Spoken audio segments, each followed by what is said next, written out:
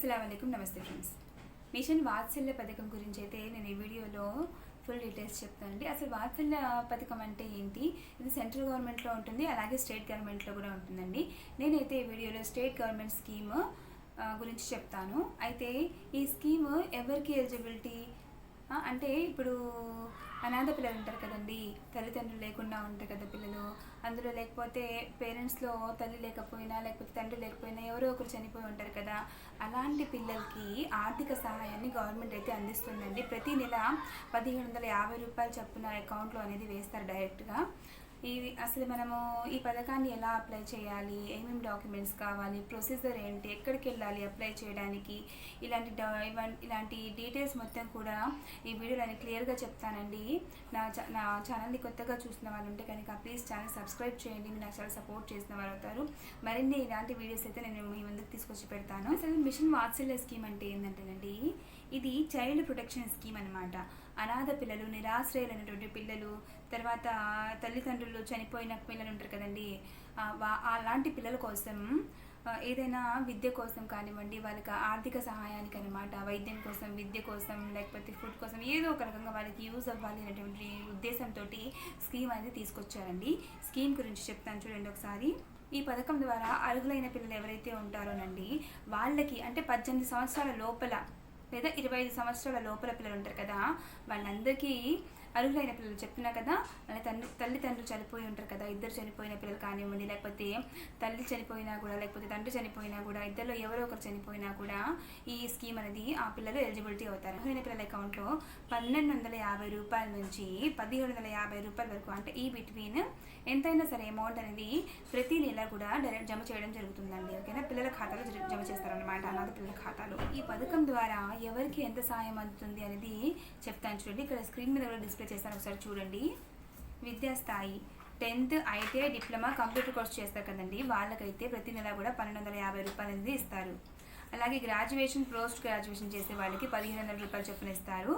అలాగే medical and engineering చేస్తారు కదండి, వాళ్ళకైతే 1750 రూపాయలు ప్రతి నెల వాళ్ళ అకౌంట్లో అనేది వేస్తారు.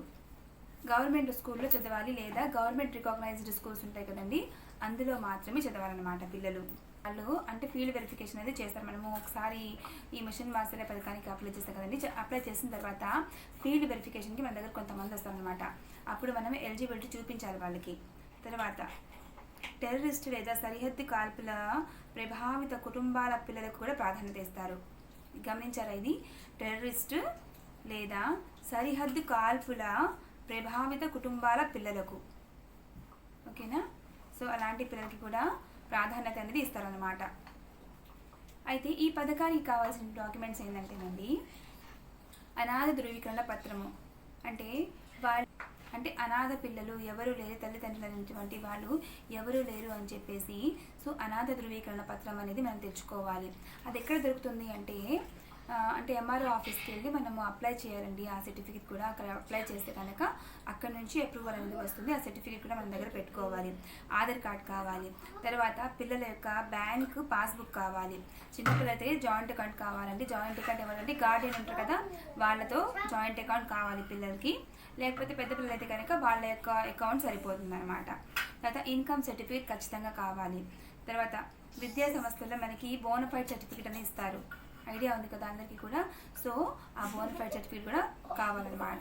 ఈ డాక్యుమెంట్స్ మొత్తం పెట్టుకొని మీరు అప్లై చేయవచ్చు ఈ పథకానికి. ఆడపిల్లలు అంటే ఎవరు? చిన్న పిల్లలు, బర్త్ బేబీ దగ్గర నుంచి అప్ టు 25 years ఏజ్ లోపల ఎవరైనా ఉండొచ్చు కదా.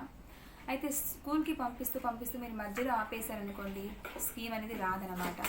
అలాగే 25 సంవత్సరాల వరకు మాత్రమే ఈ స్కీమ్ అనేది మీకు అందుబాటులో ఉంటుంది. అంటే మీరు చదువు పూర్తి చేసుకోవడానికి కావండి, మీ పాకెట్ మనీ కానివ్వండి, దేనికైనా యూజ్ అవుతాయి కదా ఈ డబ్బులు అనేవి. ప్రతి సంవత్సరం అర్హత ధృవీకరణ పత్రం అనేది ఉండాలన్నమాట మీ దగ్గర. సరేనా, ఈ డాక్యుమెంట్స్ అన్నీ కూడా మీరు రెడీ చేసుకోండి. అంటే ఇప్పుడు ఎలిజిబిలిటీ ఒకసారి చెక్ చేస్తారు కదా, ప్రతి సంవత్సరం మీకు ఇస్తూ ఉంటారు కదా, అప్పుడు వాళ్ళు ప్రతి సంవత్సరం కూడా అర్హత ధృవీకరణ పత్రం అనేది ప్రొవైడ్ చేస్తారనమాట మీకు, అంటే వీళ్ళు ఎలిజిబుల్ అని చెప్పేసి. చూడండి ఫ్రెండ్స్, మిషన్ వాత్సల్య పథకానికి ఆన్లైన్ అప్లికేషన్ ఉందా అంటే లేదని చెప్తున్నానండి.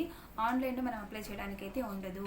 ఆఫ్లైన్లో మాత్రమే మనం ఎంఆర్ఓ ఆఫీస్ లేదా ఎంపీడీఓ ఆఫీస్ లేదా మహిళా శిశు సంక్షేమ శాఖ అని చెప్పేసి ఉంటుంది కదా, ప్రతి జిల్లాకి కూడా ఈ ఈ పర్టికులర్ ఏరియాస్లో మాత్రమే మీరు వెళ్ళి అప్లై చేయాలన్నమాట.